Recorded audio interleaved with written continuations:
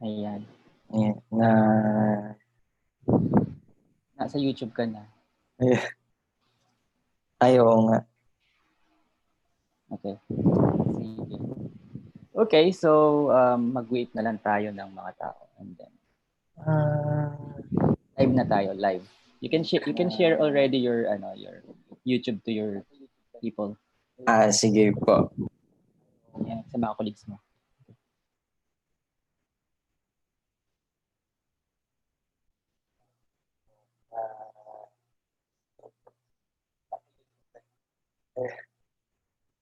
Ay, oo nga.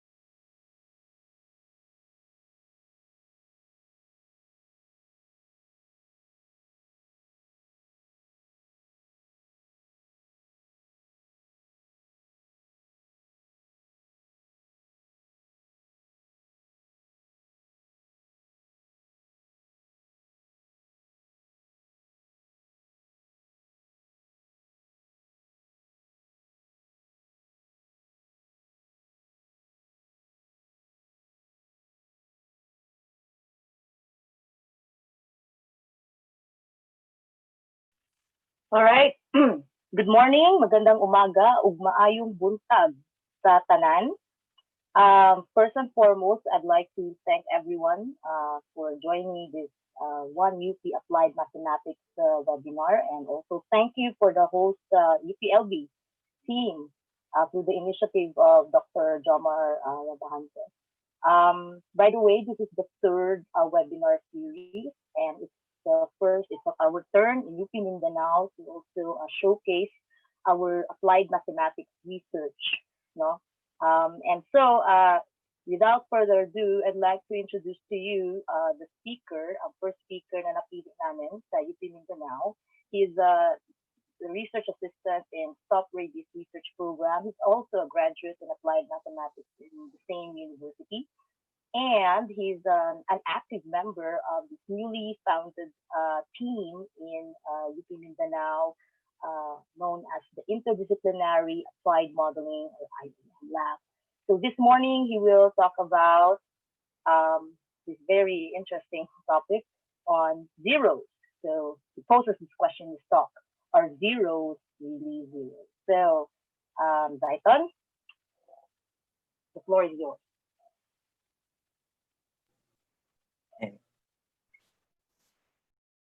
Ay, so, good morning po sa lahat ng na nanonood. So, okay, so let's start.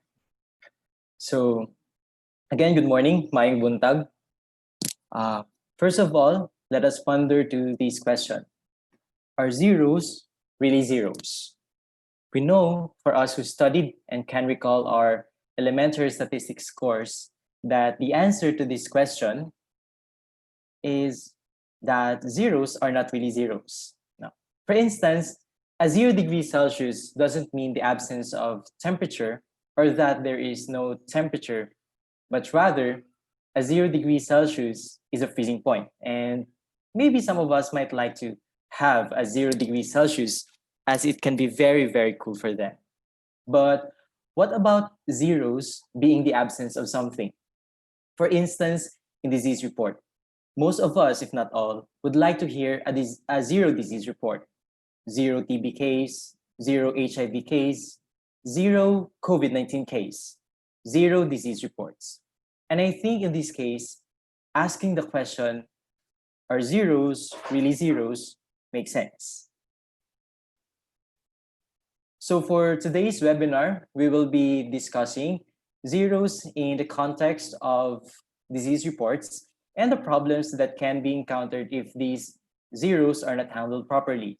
I will also be presenting some modeling approaches that can be used when there are zero reports. And lastly, I will be sharing one of our research work to you that has something to do with zero reports. This is specifically the impact assessment of the Intensified Rabies Control Program, or the IRCP, on the rabies cases in Davao City, Philippines.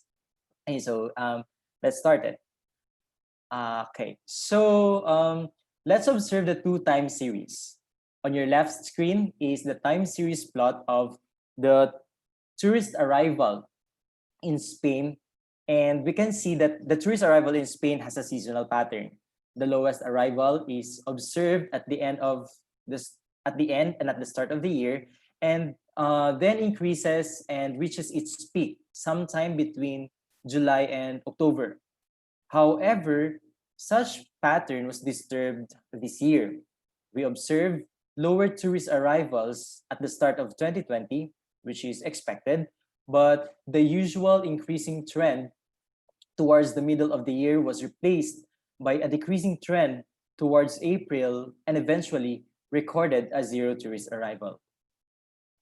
Meanwhile, on your right screen is a time series of the number of positive dog rabies cases in Davao City, Philippines. It doesn't have a clear pattern similar to the time series on your left, but what we can observe is that the magnitude of the spikes of the recent years is lesser compared to the magnitude of the spikes before 2011. Also, we can see that there are more zero observations in this time series compared to the time series on our left. And now we ask this question: is the zero in the tourist arrival in Spain really zero? To answer that question, we should have an idea of what possible mechanisms allowed the record of a zero tourist arrival. If we can recall, the COVID-19 pandemic started to spread across the globe in early 2020. Countries have implemented travel bans to block the entry of the possible carriers of the virus. And this travel ban could be the reason why a zero tourist arrival was recorded. On the other hand, is the zero rabies case really zero? This one is not as clear as the previous one. Different mechanisms can give us a zero report. First, there are no infected dogs. Second, there may be rabies cases, but for some reason they were not reported, etc., etc. And so these zeros, okay, on our right screen, can be a real zero or a seemingly zero. So statistically, there are two types of zeros when we mean zero as the absence of something. First is the structural zeros. These are zero responses that are zero in actual. For convenience, I sometimes call these as real zeros. And implementing a travel ban would mean no inflow of tourists and thus recording zero new tourists. And the zero in this case is a real zero. The second one is a sampling zero. And sampling zeros are responses that happened to be zero. Take note that these are responses that just happened to be zeros. So take a look at the image, okay, below, and these images are just for illustration purposes only. Suppose that someone is tasked to count the diamonds in his assigned sampling area. Upon reaching the end of his sampling area, he wasn't able to get any diamonds. And so he must return to the research group and report that there are no diamonds found in his sampling area. The diamond count in his sampling area just happened to be zero. So this instance is an example of a sampling zero. Now, zero reports in its purest sense really means the absence of cases of a particular disease. However, we should also acknowledge the fact that the figures of the disease case that we see on the news and we hear on the radios are particularly dependent on disease surveillance or reporting. And therefore, we should be able to be familiarized with the possible reasons why zero disease cases are being reported. Okay, so disease reporting usually starts at the admission of the cases in a disease reporting disease reporting unit, or the DRU. And these DRUs could be the hospitals, the clinics, the barangay health centers, etc. After this, the disease surveillance coordinator, or the DSC, record and tally the cases per disease and submit to the head of the DRU. Now, the National Epidemiology Center of the Department of Health of the Philippines identified 3 sources of sampling zeros. Okay, so again, if you can recall, structural zeros are quote-unquote the actual zeros, while the sampling zeros are the zero observations, or the observations that happen to be zeros. So the first possible source of a sampling zero is when nobody is tasked or assigned to record the cases. Obviously, nothing is recorded. Second, zero reports may be a result of the lack of admission of cases. And this lack of admission of cases can be due to disease stigma, as depicted in the middle figure. Also, the inaccessibility to the DRU, or the inconvenience of reporting, can also be a reason as to why there is a lack of admission of cases. And lastly, well, zero reports also happen when cases are not recorded by the DSCs. Okay, but why are we spending time talking about this thing? If the truthfulness of the zero cases is questionable, can we just ignore them and focus on the non-zero positive counts? Well, we have to take note that only the number 0 can represent the concept of disease eradication. That is why we cannot just ignore the 0 counts. And health agencies use the 0 reports to give a disease-free status to a particular area where a disease is used to be prevalent. And furthermore, we can also ask this question: what government programs or efforts significantly eradicate the disease? And from there, perhaps we can create an empirical model that relates the government programs or efforts, as well as other possible disease drivers, to the disease reports. Empirical or statistical models are usually regression-based. Regression modeling is best used when you have plenty of data points, when you are relating a dependent variable to a set of independent variables, and when you are interested in measuring the marginal effects of the independent variables to your dependent variable. However, there are some problems when we model excessive zeros. When I say excessive zeros, I pertain to the mixture of both structural and sampling zeros. And as you can see in this figure, there were about 44 zero observations in our investigation, and that comprises to about 31% of our data set. With such number of zero responses, the distribution of the counts is highly skewed, and identifying the structural from sampling zeros, as you can see here, identifying it might be really a challenge. And so we need to use an appropriate statistical or appropriate regression modeling technique to come up with unbiased results. Thankfully, count regression models can be used to model count outcomes, including zero responses. Example of count outcomes are death toll, car accidents, the number of confirmed cases of a disease, etc., etc. Now, Poisson regression model is the fundamental approach to model count outcomes, and it assumes that the mean is equal to the variance.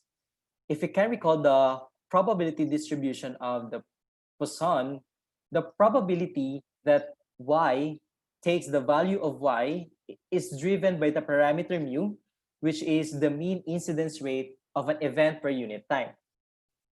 In Poisson regression modeling, we suppose that the incidence rate mu is determined by a set of k independent variables as shown in the equation.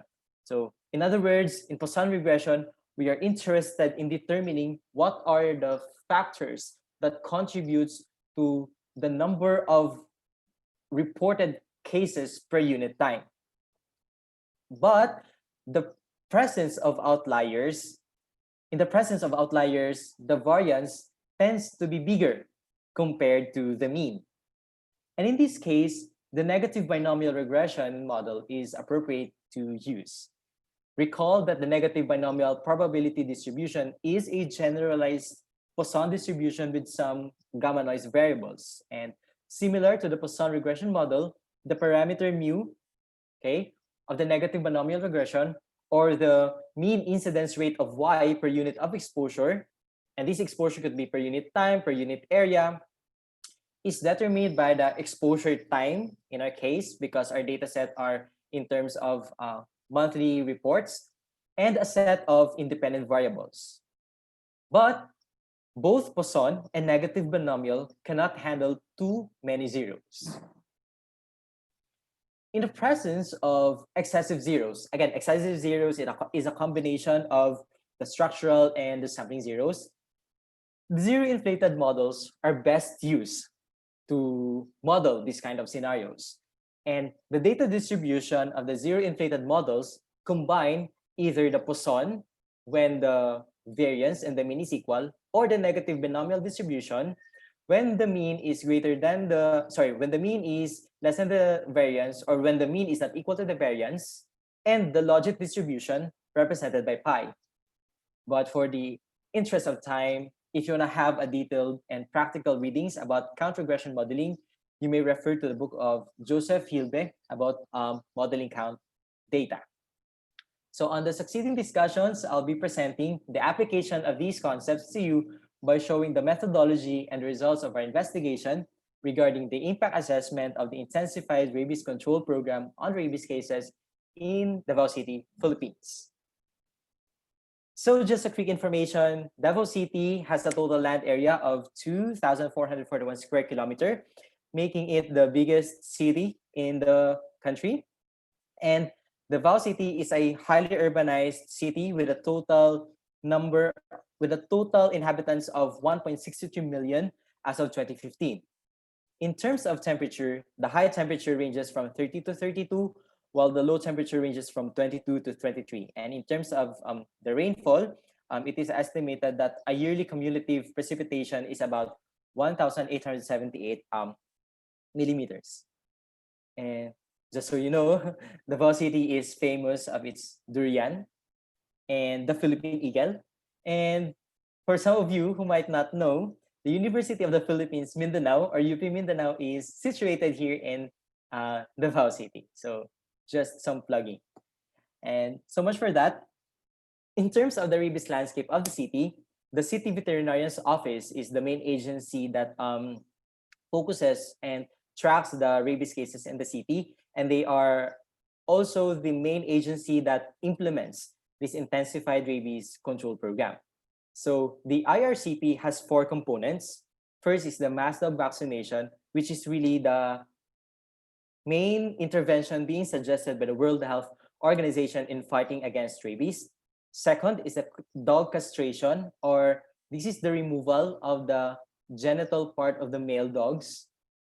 The third one is the impounding, or the catching of free-roaming stray dogs. And the last component of the IRCP is the conducting IEC sessions, or the information and education campaigns. So this is an educational awareness campaign of the CVO. So what happens here is that during the mass dog vaccination, the CVO also conduct lectures about rabies, and at the same time, while they are conducting lectures, they are also giving brochures containing the general information about rabies and the first aid tips on how to deal when you are bitten by a suspected rabid dog.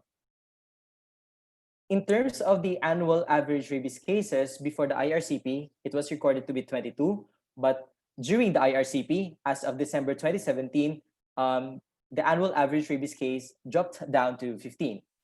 In terms of the zero reports, before the IRCP, a total of 18 zero reports were recorded. And during the IRCP, as of December 2017, there were a total of 26 zero reports that were recorded. So the goal of our investigation is really to assess the impact of the Intensified Rabies Control Program. And we hypothesized that the Intensified Rabies Control Program lessens the number of rabies cases.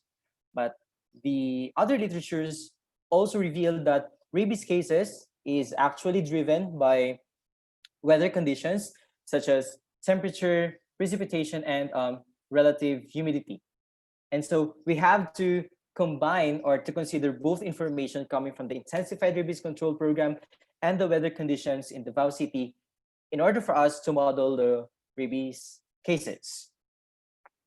So here's the general modeling process that we have conducted. So first, we have checked the serial dependence using the generalized linear autoregressive moving average framework. Just so you know, that data that we collected from the CVO is a time series of the monthly reported rabies cases. We have to make sure first that the rabies cases are independent to each other, meaning that the current rabies cases are not affected by the previous rabies cases.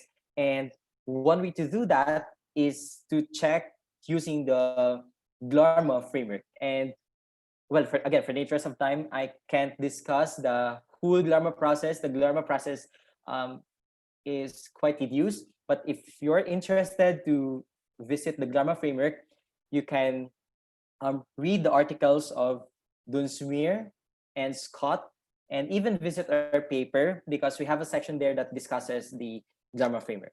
Okay, so in terms of the serial dependence checking, we found out that the rabies cases are independent to each other, and so we can proceed in modeling using counter regression models. And as a fundamental approach, we need to estimate the model parameters using the Poisson regression. And after we estimated the model parameters using Poisson regression, we tested for the overdispersion because Poisson regression could not handle overdispersion. And when there's an evidence of overdispersion, the estimates derived from the Poisson regression modeling might be biased towards that overdispersion. So the testing of overdispersion was done using the Lagrange multiplier test, and we found out that there's a statistical evidence of overdispersion. And again, we can't use the parameter estimates of the Poisson regression. Instead, we re-estimated it using the negative binomial regression because as what we have discussed earlier, negative binomial regression accounts for overdispersion. And lo and behold, in terms also of the information criteria, the Akaike information criteria and Bayesian information criteria, the AAC or the BIC favored the result of the negative binomial over the results of the Poisson regression. So after this, of course, the modeling process doesn't end there because we need to test whether there is a statistical evidence for excessive zeros. And again, when there's an evidence for a statistical evidence for the existence of excessive zeros, we can't use the parameter estimates of the negative binomial because the negative binomial only considers overdispersion, but it cannot handle too many zeros. And the testing of excess zeros was conducted using the Wung's test, and the Wung's test revealed that indeed the zeros in our case are excessive. So finally, we re-estimated the model parameters using the zero inflated version of the negative binomial regression. So that's the general framework of the modeling process that we did. Okay. Statistically, it is best to use the zero inflated negative binomial regression in modeling the rabies cases as a function of the government interventions and other rabies drivers, at least in the case of Davao City.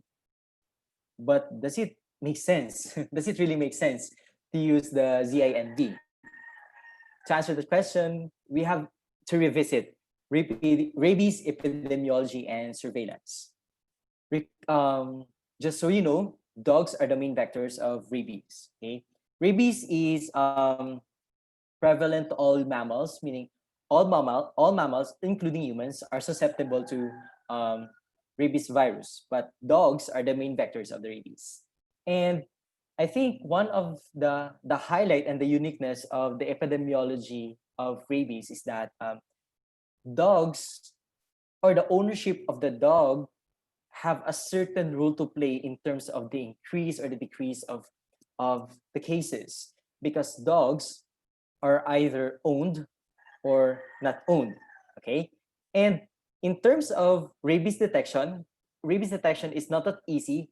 Like you just, like for example, in terms of flu, you can just have a thermometer and get the reading, and when your temperature reading is above the normal or the average temperature, then you can be suspected to to flu or to fever. But rabies detection is done by analyzing brain tissue sample of suspected rabid dog, and take note that these dogs should be submitted to the CVO, or the City Veterinarian's Office, in the case of Davao City. And based on our data set, majority of the submitted dogs are owned dogs, because, well, ownerless dogs, because they don't have owners, they can't be reported. Yeah, ownerless dogs or ownerless rabid dogs can die without being reported due to its ownerless state. So just for these things, really we can really hypothesize that underreporting is prevalent in terms of rabies cases. And it was confirmed indeed by the statistical analysis that we made earlier. Okay, so now I'm going to present the results of our impact assessment of the Davao City's Intensified Rabies Control Program. And just some information, the results that we have gathered here might not be true for all, meaning that the results that we gathered might be location specific. Well, first and foremost, because again, this is the impact assessment of the efforts of a local government in terms of its local cases.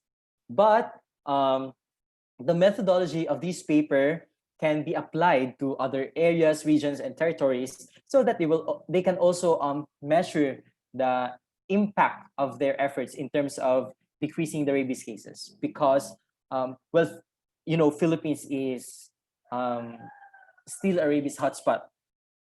We are not similar to other countries where we eradicated rabies cases. However, there are islands in the country where rabies cases are successfully eliminated. Okay, so in terms of the government interventions, if you can recall, we have 4 government interventions. We have vaccination, impounding, castration, and conducting IEC sessions. But among the 4 interventions, only dog impounding was found to be significantly related to the rabies cases, such that for every 1 dog impounded, the rabies case will decrease by 0.008. In other words, at least 1,250 dogs are needed to be impounded to ensure a reduction of 1 reported rabid dog. So the images here are also for illustration purposes only. In terms of other information that is related to the Intensified Rabies Control Program, we have found out that there is a reduction of 0.371 reported case if the cases come from own dog, if the cases are coming from own dogs relative to when the stray dogs are included in the cases. And this suggests the role of stray dogs as important vectors of the disease transmission. In terms of the weather conditions that we considered, only precipitation is significantly related to the rabies cases. Specifically, a 1 millimeter rise in the precipitation will decrease the reported cases by 0.417, as rains are expected to discourage the movement of stray dogs and free roaming dogs due to the inaccessibility of road networks. And to add, rabid dogs are naturally hydrophobic, or they fear the water, because hydrophobia is one of the manifestation of rabies infection, both in humans and in dogs. Okay, so you might ask the question, so how can we say that are zeros really zeros? Okay, so before we answer that question, let me present to you first the statistical result that we um, achieved or gathered using the analysis that we made, and we ran the data using a statistical software using Stata. So what we did is we gathered the data and we plugged it in to the software. Okay, it may be that it may sound like, oh well, it's just just putting the data on the software and run it, but perhaps in the modeling process of this kind of frameworks, the dirty work really comes from gathering the data, cleaning the data, confirming whether the data are really the legitimate data from the data source. So that's the big chunk of the process. Okay, so going back, so this is the result that we gathered from Stata, and as you can see, the alpha here is the overdispersion parameter. So that parameter captures the overdispersion that is observed in the data set, and the inflation parameter, these parameter here, inflate no reported dogs, captures the excess zeros. And to answer the question, are zeros really zeros in the context of rabies cases in Davao City, Philippines? We have conducted a post-estimation activity in terms of detecting the probability of zero rabies cases. Again, just a review, we have two types of zeros. You have the structural and the sampling zeros. The structural zeros are the quote-unquote real zeros, while the sampling zeros are the the responses that happen to be zeros. So what we did is we have included a binary indicator variable about the reporting of the positive cases. So on a specific month, when there is no reporting happened, the value of that binary indicator variable becomes 1, else it becomes 0. And we let the machine compute for the average marginal effect of the indicator variable, and the result is this. Let's just focus our attention here at the dydx, or the marginal change. So how do we interpret this one? Or what is the result that we can get from here? So this tells us the probability that the positive rabies case is actually 0 using a predictor, or the binary indicator variable. So what this tells us is that the probability that the rabies cases in the Davao City is 0 when there is no reporting happen is 6.94 times 10 to the negative 9. Or in other words, the probability that there are no cases when there are no reported cases is almost 0.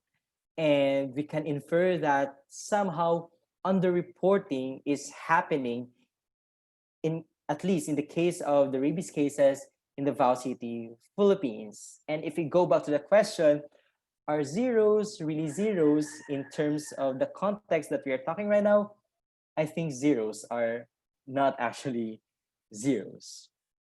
So what are our takeaways? First, it's indeed important for us to distinguish between structural and sampling zeros.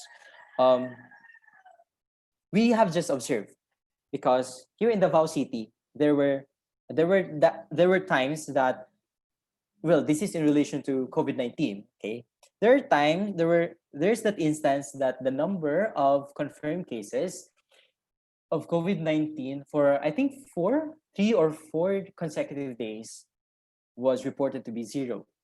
Okay, and when people hear 0 reports, the tendency is that their perception on their risk of acquiring that disease becomes lower. And in turn, since their risk perception becomes lower, people tend to loosen up their discipline, because they have heard that, okay, the COVID-19 case is 0. So, well, I think I guess I can go up. But I hope that on this webinar, we are now educated that, well, when you hear zero reports, I guess we should be happy because, well, it's a good thing that there is no positive case. But at the same time, we should be critical enough not to loosen up our discipline, because zero case doesn't always mean zero case at all. Okay, so that's one takeaway that we have pondered. And second, based on the methods, the statistical approaches, the mathematical approaches that we did earlier, it is possible to detect structural and sampling zeros or underreporting mathematically and statistically. And lastly, excessive zeros, if not treated properly, can be misleading. Okay, so if you can recall on the modeling process, even though I was not able to present the parameter estimates in this presentation, well, let's put it this way. We can always model these using ordinary least square, because that's the famous, and even the fundamental. We can model these instances using the OLS, or even Poisson, or even negative binomial. But take note that these are inappropriate tools, because these tools could not take into account excessive zeros. Inappropriate modeling technique can lead to spurious results. So we have to really take good care of the modeling process in terms of handling excessive zeros. So are zeros really zeros? Well, it's a case-to-case basis. And perhaps in the case of Davao City and in Rabies cases, zeros are not actually zeros. So I guess that's the end of my presentation. But before I end, I'd like to acknowledge the Commission of Higher Education, their two research grant because this output is under the Stop Rabies program, which is funded by the CHED there too. I would also like to acknowledge the efforts of the City Veterinarian's Office in terms of providing the information that we needed and the insights in terms of validating our results. And I'd also like to acknowledge the Stop Rabies team, headed by our program leader, Dr. Lair Animurao, together with the other project leaders, Dr. Mayan Mata and Dr. Pete Alviola from UP Mindanao, and Dr. Genevieve Tupas of the Davao Medical School Foundation. And also would like to acknowledge the team of the Interdisciplinary Applied Modeling. So I guess that ends my presentation.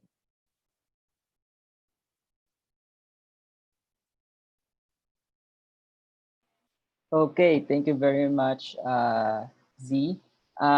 Siguro for those people who are in this Zoom webinar, it's time for you to open your camera para ano naman tayo, medyo personal ang ating question and answer. And also, for those people watching from YouTube, if you have questions, please write your questions sa chat. Ayun. Ayan. So I'll also turn on my camera. Okay. Good morning. Good morning from the zone up to dyan sa Mindanao. Okay, so we can start questions, asking questions. Sige, tingnan ko muna yung sa YouTube kung may questions. Okay, merong tanong dito. Hi, good morning. I am Chazelle from UPLB, representing Society of Applied Mathematics. I would just like to ask if what do you think are the ways, medyo naputol yata yung kanyang chat. Ayun. I would just like to ask if what do you think are the ways we can reduce zero reporting cases when it comes to epidemiological forecasting? That's a very good question. Oo nga, no? Paano nga ba? Siguro, well, kailangan natin ma-understand na ito siya na modeling approach is data-driven. So siguro, ang isang ang isang ano talaga nito, ang isang approach is really in terms of the surveillance. And kasi nga kasi ito nga is data driven, so if we increase the surveillance, perhaps the yung instances na magkakaroon tayo ng mga zero reports might be bababa siya.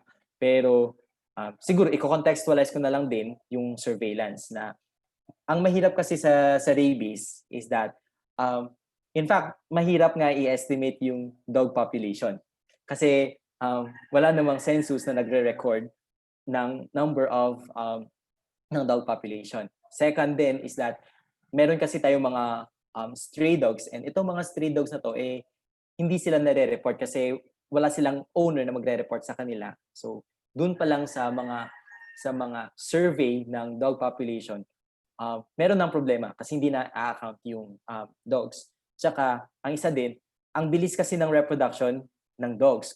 Parang in 1 year, parang at least 2 times pwedeng maging in-hit ang dog. Tapos for every time na magiging pregnant ang dog, parang ang maximum number of puppies na tawag nito na magiging baby or is 14. Well, assuming na lahat sila mabubuhay. Pero ang point ko lang is, in terms of surveillance, nagkakaroon talaga ng problema kasi nga hindi ganoon ka dali i-census lahat ng aso. Tsaka medyo costly din siya kasi for example, kung ang goal talaga ng isang veterinarian office is really to account all the dogs, so syempre magkakaroon sila ng collar or magkakaroon sila ng tag para hindi magiging double counting.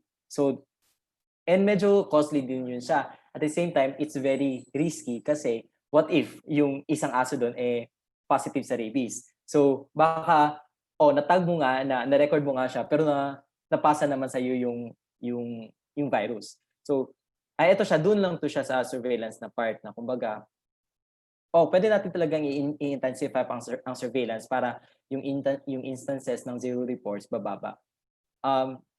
So yun siya.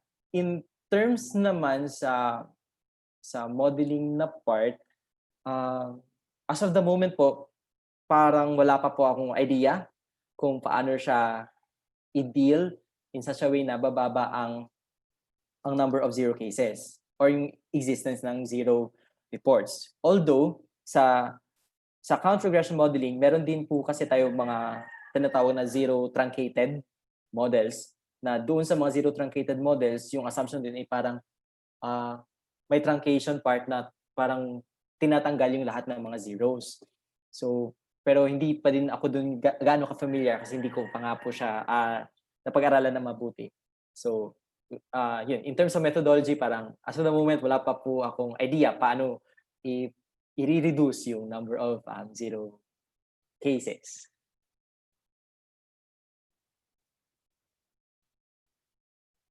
Okay.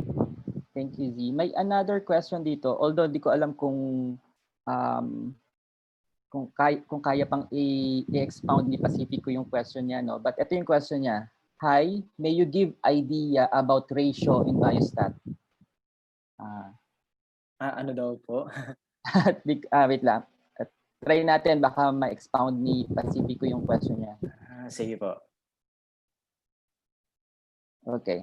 But while waiting for the question ni Pacifico, siguro well, I know most of your study na pinresent ngayon is rabies, no? Rabies. Pero kunyari, we look at other diseases. Sabihin na natin sa COVID-19. Okay, COVID-19. So alam natin, di ba sabi mo kanina, maraming posibleng hindi na-report, ganyan. Tapos tinanong na rin kanina na what if, paano aalisin yung, or hindi na, paano i-address yung mga zeros, paano natin maka-count kung zero nga ba talaga siya. I mean, paano siya ano. Ang question ko is this, kunyari lang, merong isang bayan sa Philippines na nag-report lang for 1 whole week na zero case siya. Tapos wala namang dumarating na mga tourists, ganyan. Tapos after a week, after a week, biglang nagkaroon ng one positive case. Okay? Paano siya i-address statistically na masabi saan nanggaling yon? Or sasabihin natin na previously may evidence na hindi talaga totally zero for the past week.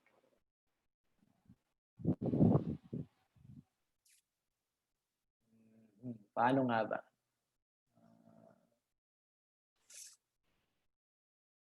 Would that give a sort of an evidence na wala namang tourist tapos wala namang positive cases previous week tapos biglang susunod na week nagkaroon ng positive case?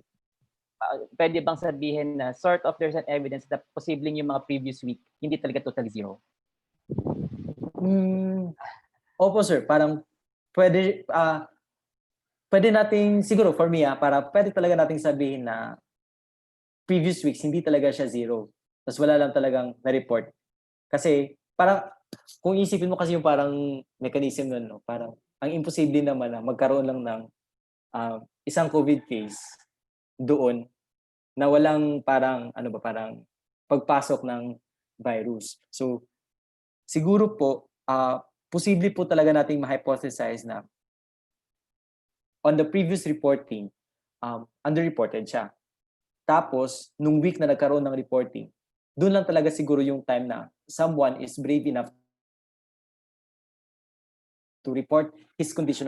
Okay, positive na ako. Nami-mix po ba siya or ano? Parang yun yung sagot ko po doon na pwede nating i-hypothesize na the previous weeks could really have an actual case, but it so happened that it was just reported a zero case. Pero pwede din naman kasi nga 'di ba kung babalikan natin yung sources of zeros.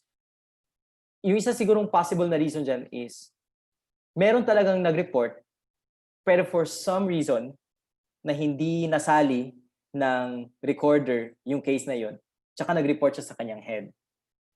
Kasi yung reason na yun galing naman siya sa DOH. So I believe on their previous experiences, meron atang mga ganung experiences na may nag-report pero hindi siya na-itali. Kaya parang nangyari, walang zero. Parang zero case pa rin po siya. O kaya false negative, no? Parang gano'n. Oo, parang gano'n na, pwede din yun na because of the test, naging negative siya, pero meron pala talaga siyang virus, no? It's possible din na sa detection pa lang na part, nagkakaroon na ng problema. So, actually, tama yun eh. Detection tsaka surveillance, kailangan siya mag-work hand in hand. Okay, thank you, Z. Mayang, do you have a question? Actually, wala akong question in mind kasi syempre, parang very, very related to sa study namin. So, kasama ko si V while working on this.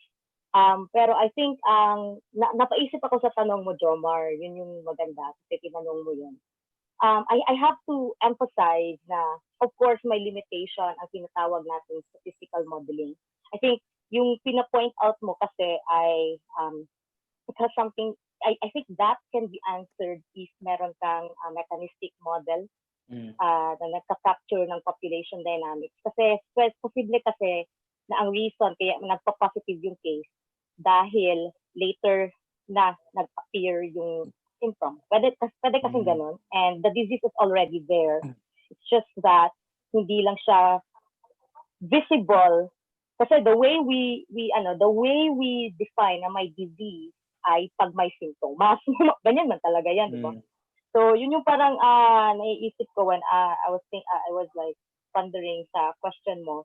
To be honest, I don't know how to handle the zeros there. But if we have, I think ang point ng talk na to is that if your data has lots of zeros, you'll have excessive zeros. Don't worry because those zeros can be classified as sampling zero or structural zero. I think that's really yung bottom line ng talk. So this is really perfect sa mga diseases na neglected tropical disease, na wala masyadong nagre-report, walang pumapansin sa kanya, katulad ng rabies. Siguro sa COVID, it is possible sa mga lugar na hindi enhance yung disease surveillance nila. Yun yung parang gusto naming ma-emphasize dito. Tsaka, Or even gusto ko few rin ang reporting. few ang reporting. Tapos gusto ko rin i-point out ba na, if you really come to think of it, meron kasi talagang season dito sa Davao na, yay! Parang yay na ako personally, parang feeling yay na ako, no? Kasi 4 consecutive days, 0 positive cases. Oo nga so parang Buti nga lang, magandang may modeling tayo, may modeling thing, we have a mind of a modeler na, okay, what do we know about this? Baka siguro may delay lang, di ba? Katulad ng issue ng nare-report, na hindi pala nare-report, ganyan, gano'n. I mean, sakit, hindi pala nare-report, may mga delays, ganyan, gano'n, may mga backlogs, ganyan. Kung hindi ka modeler, you will really be very fast sa pagsabi, okay, well, let's just be happy and celebrate, ganyan, kasi 0 na yung cases, right? Pero I think a point ng talk na to is that, please think first, like be critical. Do you really think na yung 0 na nakikita mo ay totoong 0? Yeah. So so I really commend Zaiton for being brave kasi siya yung pinili naming first speaker sa UP Mindanao represent, di ba? UP Mindanao represent. So yun, what else? I think yun lang yung point talaga ng talk. And pwede namin explore yung sinabi mo si Domo, comment mo kanina. Yeah. Okay. May mga tanong pa sa YouTube, but before that, I'm also using negative binomial, no, for the aggregation ng parasites. Na pwede kang mag-sample tapos wala kang nakitang tao na may yung Lachica lang. Yung pala, meron pala isa doon na nasa kanya lahat ng parasite, hindi lang natin nakita. Ang isang take-home message doon is madalas ginagamit nating sampling technique or yung statistical methodology ay following the normal distribution. So dapat hindi laging normal distribution kasi posibleng over-disperse. Okay. Tama. So yung mga tinuturo sa school dapat ma-include na rin ang negative binomial, hindi lagi. Hindi always normal. Yeah. Okay. At dapat maintindihan rin nila na like before sila mag-assess sa data, before sila mag-process sa data ba, hindi lang kasi alam mo naman in masyado ang modeling ngayon, no? Kaya sige, mag-model na lang tayo, pero first you have to understand muna. Tingnan mo muna yung data. Okay, ano ba yung distribution ng data? Kasi baka yung analysis na ginamit mo ay hindi pala appropriate sa data. I think parang common sense naman yan, pero I think we have to be reminded as especially mga applied math practitioners. Yes, tama. Okay, ito yung kwento ni Pacifico. Kinlarify niya yung question kanina. Ang sabi niya, I want to know the ratio value in biostat or yung parang true 0 point, parang ganyan daw. Can you give some simple explanation? On that. Siguro, di ba may mga true 0 o talaga hindi talaga 0? Apo. Nasabi mo naman to. Gusto niya makita yung ratio between yung ratio ng structural 0. Yun nga din. I asked that question kahapon actually, Zaiton, di ba? At ano nga yung parang natin, naisip natin. Yung ginagawa lang kasi ng negative binomial is dinedetect niya lang kung meron or walang kumbaga dinedetect niya lang kung may yung probability ng dataset na to na may structure na may sampling zeros. Pero hindi niya kina-classify kung saan. Siguro yung tanong doon is kailangan kasi nating ma-distinguish kung ito na 0 ba na to is structural, ito na 0 sampling. Pero I think so far sa pag-explore ko sa model, para atang walang classification nangyayari, parang hindi niya napapartition whether let's say 20% lang sa mga 0 na to yung structural and the rest of it is sampling zeros.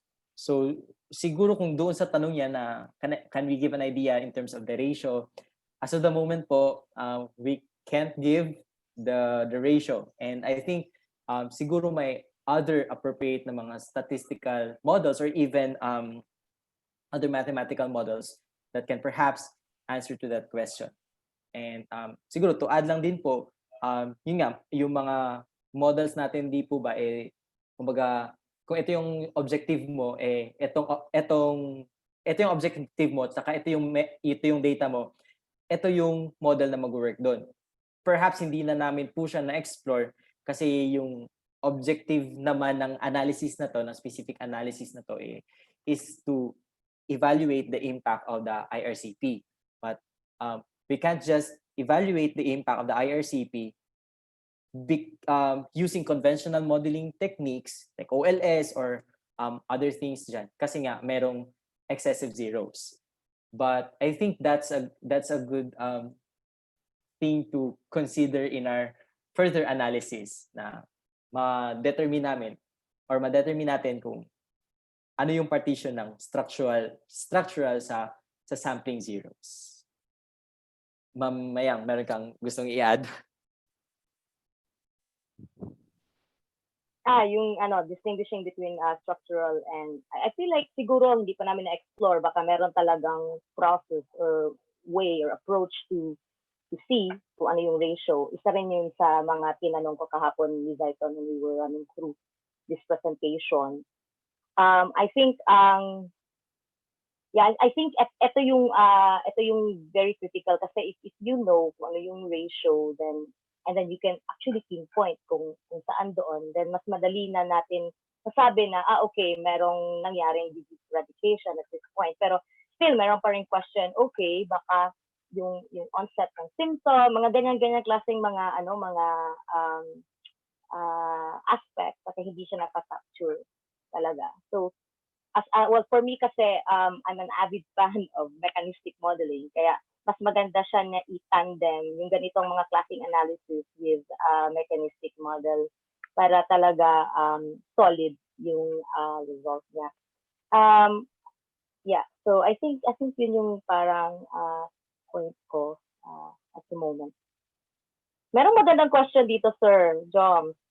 Okay, sige, go. Kay Jonathan. Sige, can you, ako na lang mag-ask para may kasama kang mag-co-host. Yeah. There are also questions din sa YouTube sige, go. Ikaw naman dyan sa Zoom. So may question daw si Mr. Jonathan Mamplata. Sabi niya, if the zero values are excluded in the data set, na-test ba yung goodness of fit ng distribution assumption, like yung Poisson, tsaka negative binomial? Kasi pwede natin i-consider yung mga zero values lying in one state and the non-zero values in another state. So are you thinking na parang i-divide yung data set somehow or partition siya, yeah? Yep. That's a question for you, Zai. Nag-get mo yung question. Nasa chat box din siya sa So for that question po, parang hindi ata namin sinegregate. We didn't do that. We did not segregate the zeros from the non-zeros. So hindi din namin po na-check kung ang distribution ba is still Poisson. Kasi it's possible, pwede kasi siyang magbabago Pwede siyang maging normal siguro. So, if we exclude yung zero values, if we exclude the zero, may chance na hindi siya magiging skewed. Kasi pwede siyang mahila ang mean towards greater than 1. Tsaka may isang outlier kasi tayo which is 6. So I think yung mean mas magiging malaki siya. Pero hindi ko lang din po alam kung, for example, if i-exclude natin yung zeros, siguro ang reason po ba't hindi namin in-exclude ang mga zeros para ma-take into account po namin yung idea ng concept ng disease eradication. Kasi pag wala ho atang zeros, so mangyayari parang nagre-reduce lang ng cases. Pero siguro po pwede namin siyang i-explore in the future na what if tatanggalin yung mga zeros and what would happen to the distribution, and perhaps what insights can we get if we just focus on the positive cases only. Mm-hmm. May i-add lang po ako dun Sige sa po. question ko. Kasi, meron din akong ginagawang research, pero ngayon naman about earthquake, na marami rin siyang mga zero values. So, ang ginagawa namin, tinitingnan namin siya as a Markov chain, kung saan pwede siyang merong several states. One state, puro zero yung mga values or very, very low yung values. Another state is matataas yung mga values. So I think pwede rin nating i-consider itong ganitong scenario dun sa study nyo para mas ma-fit talaga natin yung data set natin dun sa right distribution assumption. Yan lang po.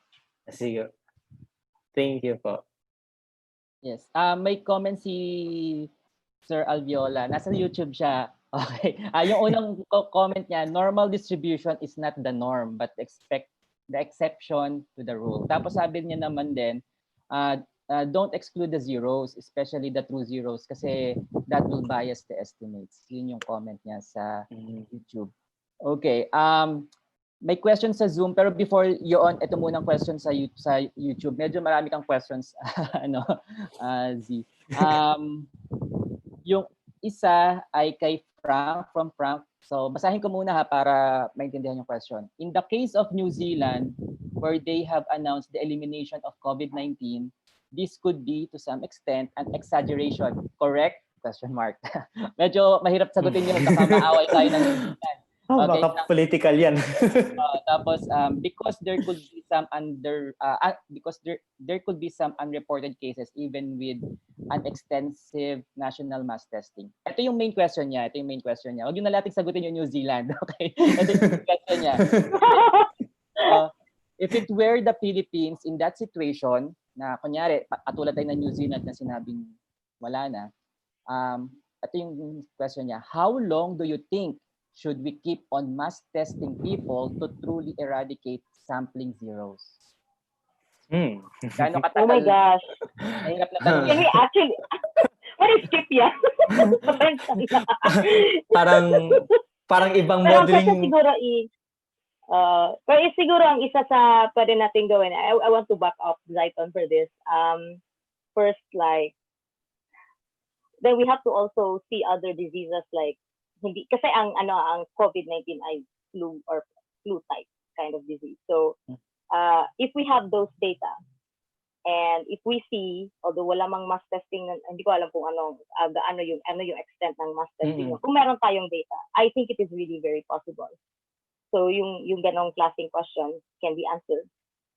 Pero ang concern ko, syempre, ang mass testing kasi, well, it depends on how you define mass. Kasi diba, meron na mga issue dyan, di ba? Kung anong meaning ng mass dyan, mass testing, lahat ba, iti-test. Yeah.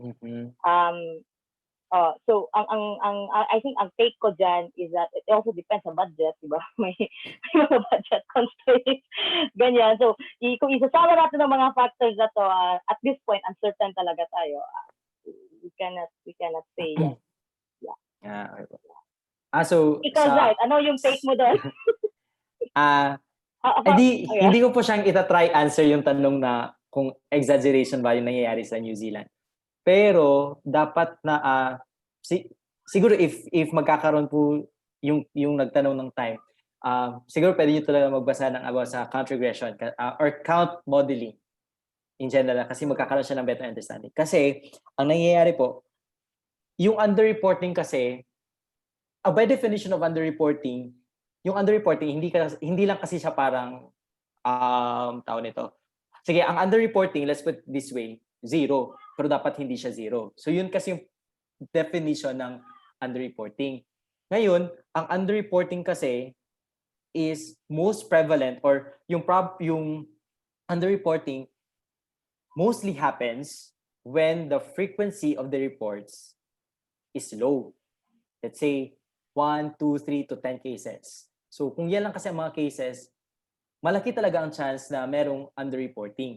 But as one remark ni Joseph Philby sa kanyang book ng count regression na when the frequency of the reporting, let's say 50 yung nare-report per week, hindi na sila gumagamit ng count regression models. But instead, they start to use perhaps the OLS, the other regression models that Higher. satisfies the assumption of normality. Kasi nung yung nangyayari doon, although kahit counts yung data mo, but because the magnitude is big, so nangyayari parang nanonormalize na ngayon yung distribution ng dataset mo. And well, for me, I believe na kung malaki naman kung bigger frequency ang reporting na nangyayari, I think there's a lesser ang existence ng underreporting on that case. Kasi nga, 100 yung nare-report, assuming na in terms of detection, tama siya. So I think kung malaki naman ang reports, nawawala na-address yung concept ng underreporting. And I can clearly remember this idea when we start the research project. Like, yung tanong kasi ng city veterinarian's office is that, paano ba to? Baka hindi na ma-achieve yung... Kasi, ito yung context. Yung yung Pilipinas, meron po tayong goal to eradicate rabies by 2022. 2 years na lang po yung deadline natin. Tapos parang nag-worry sila kasi nga nung bandang 2015, 2016, 2017, increasing yung number of reported dogs nila. So parang ba't ganito, nag-e-effort naman tayo, pero bakit parang dumadami yung mga report? So ako talaga nung initial ko na narinig yun, nga ba't parang delikado yan? But inisip ko din na, well, perhaps it's a good sign na perhaps yung surveillance natin nag-i-improve kasi nga madami na yung nare-report. And kailangan din nating maintindihan na I think in modeling diseases, we are not actually modeling the actual cases, but we are actually modeling the reported cases. So, yun, kung malaki naman ang frequency ng reporting, I guess the underreporting issue becomes not negligible, pero konti lang yung chances na may underreporting na nangyayari po. Okay, thank you, Z. Actually, even sa COVID-19, when we are computing the time-varying reproductive number, if mataas yung frequency ng reports, medyo maliit lang yung error range. Pero pag konti lang yan, 10, 5, 1, ang laki ng error range. Oo nga. Totoo yan. Yes. Okay, may question. Gusto mo Mayang basahin question ni Louie sa Zoom? Sige, nandito siya. Well, I'm the co-host. So, by question si Louie D, sabi niya, for you, what would be the best regression tool for COVID-19? Or, what are the possible applications of this concept in COVID-19?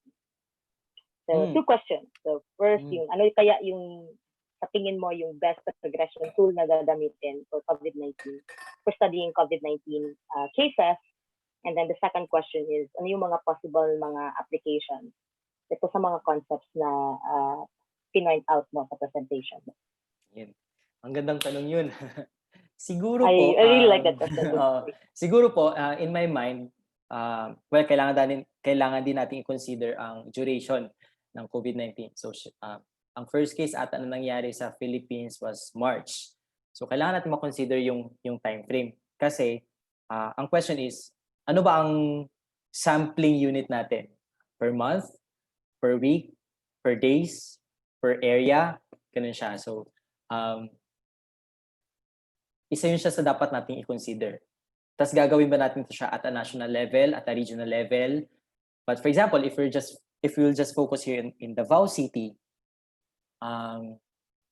so paano natin siya gagawin? Perhaps the best way for me is really, still use count regression model if ang sampling unit natin would be in terms of weeks. So bakit ko naisip na in terms of weeks? So that we could have plenty of data. Kasi kung per month ang data natin, so March, April, May, June, 4 points lang yun. So kasi nga regression analysis is heavily data driven. So kung in terms of COVID-19, perhaps kung ako yung magde-design, pwede ko siyang gawin na in terms of weekly reports, yun siya, pwede yun siyang gawin. Kasi expected na kung in terms of in terms of weekly reports, malaki ang chance na low ang frequency compared kung magma-monthly tayo na kumaga na napupool na lahat ng results.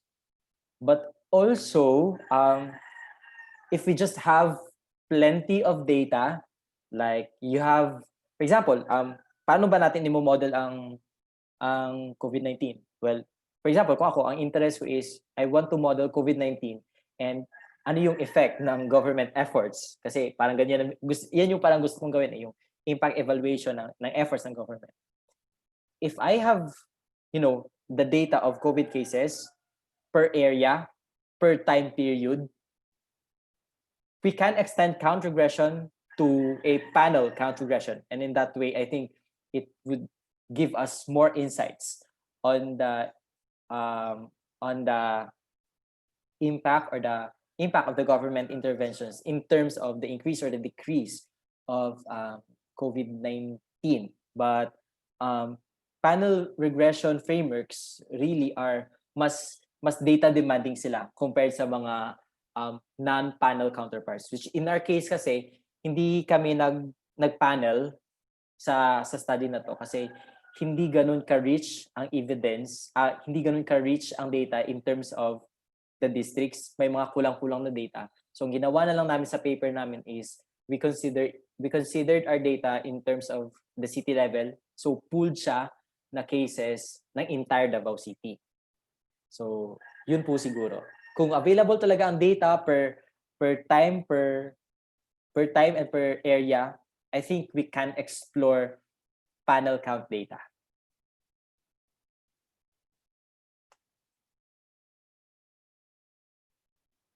Okay. Sige. Si Sir Pete and si Sir Manix nandito sa Zoom natin. Baka may questions sila. Although, siguro basahin ko muna yung isang question from YouTube, no? From Feb. Okay. So sabi niya, hello, given the examples, does this mean that virtually, in most epidemiological cases, there are no such thing as actual zero reporting? Or are there any exemptions? Yun yung tanong niya.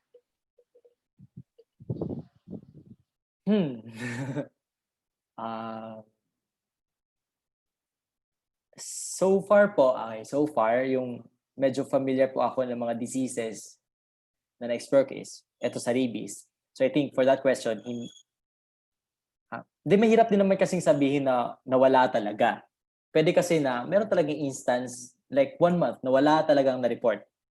So mahirap i-conclude na wala talaga. But siguro ang sagot ko dyan is merong mga instances din talaga na zero talaga, na actual zero siya.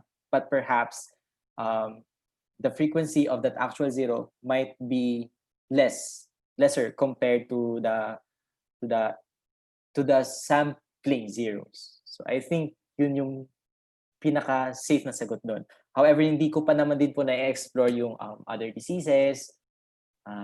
So, yun yung sagot ko doon sa tanong niya po. Actually, after doon, may comment si Sir Pete eh. Gusto niyong i-expound yon, Sir Pete, na about that? Hello, Sir Pete. Hello. Testing. Sige po. Hello, good morning. It's nice to be here. I really love what you're doing right now. Just really happy that you guys are doing this. And the problem with zero, especially the true zeros, is that when you exclude them, especially if it's a legitimate zero, you bias the estimates. And so therefore, yung if you fit mong distribution might not be the one that's going to fit the data. So you don't exclude the zeros, period. Although, yung sinabi ni Si kanina, kung mataas yung reporting that kind of like reaches yung normal distribution, especially kung malaki ng sample size. But still, as a good statistician or econometrician, you need to test in pa rin if that particular underreporting case is really inframarginal na. In fact, in distribution na would be like hindi na ganun ka evident. So it's still just to do some good housekeeping, you just have to test everything. Yun lang naman. Thank you, sir. Okay. Are there any other questions? I think na-exhaust na natin yung questions sa YouTube. Although dun sa mga nakinig, nanood, we can have tawag dito, we can give e-certificates. So just fill out the evaluation form. The link to the evaluation form is posted sa YouTube link. And there are some questions there. And then kapag sinabit nyo yun, before 12 noon today, we can send you the e-certificates. Okay. So yun lang po. Meron pa pong questions? Wala na, no? So far sa Zoom. Mayang, do you have iba pang concerns before we we end the webinar? Gusto ko lang pala i-point out, na-remind lang ako na itong, yung intention namin di ba kasi actually published, this was taken from a published paper, our published paper sa Philippine Journal of Science recently. Yung emphasis kasi namin doon is yung impact assessment ng government intervention doon sa pag-control ng rabies. No? Gusto ko lang i-point out na itong talk ni Zaiton ay parang bonus siya na analysis. Kasi sa yung zero inflated na mga count regression model, yun yung isa sa mga binibigay. Yung probability na yung mga zeros mo ay sampling zeros. At saka, I think I really would like to commend Zaiton for that, like for recognizing that. Kasi kahit bonus analysis siya ng isang count regression method, meron kang makuhang insight. Yun yung yung beauty nito and how you can actually relate itong insight na to so what is going on now. Yun lang yung parang gusto kong i-point out rin na when you're modeling, kasi this is one UP Applied Math webinar series. For sure yung mga nanonood, hindi lahat applied mathematics, no? Pero yung mga applied math practitioner, wag nyong ismolin or i-neglect yung mga tinatawag nating bonus analysis. No? Di ba, Jomar? Nakaka-relate si Jomar niyan eh. Di ba, Jomar? Okay, well, yun lang. Yung mga small. Nakala mo walang effect. Yes. Mayang, bibigyan kita ng Mayang, bibigyan kita ng work. Ikaw mag-closing mamaya. Para lang sort of i-promote ang applied math natin. But before, ikaw yung papa-ending ko webinar. But before pala tayo mag-end, before magsalita si Mayang ng closing remarks niya, si Mayang kasi ang magiging future dean ng UP Mindanao. Joke lang. Tawag dito? Jude, please, maluoy ka. Gusto mo, tinakot ka Bisaya, ani. This is the third sa webinar series natin ng Applied Math. Napakaganda na UP system are united para i-promote ang applied math, ang modeling, ang quantitative sciences sa Philippines. Of course, we want the whole Philippines. Okay? So yung una is UPLB, then UP Diliman, UP Mindanao. Next week will be UP Baguio. So yes, so abangan po natin yan, abangan natin. So before tayo mag-end, Mayang, closing remarks. Na-surprise ako doon sa closing remarks. Pwede po mag-insert, last na lang po. Insert ka. Sige, Zait. Excited po? Nagpapabati po yung mga some students ko po na nanonood. Hello po sa mga taga Davao Christian. Nagpa-plug. Supportive. Yun na po, thank you. Yeah. So, first, maraming salamat, especially sa lahat ng mga nanonood ngayon at saka manonood later sa YouTube. I think ito yung high time na ipopromote rin natin ang applied mathematics. Like, by the way, guys, we exist in this country, mga applied mathematicians.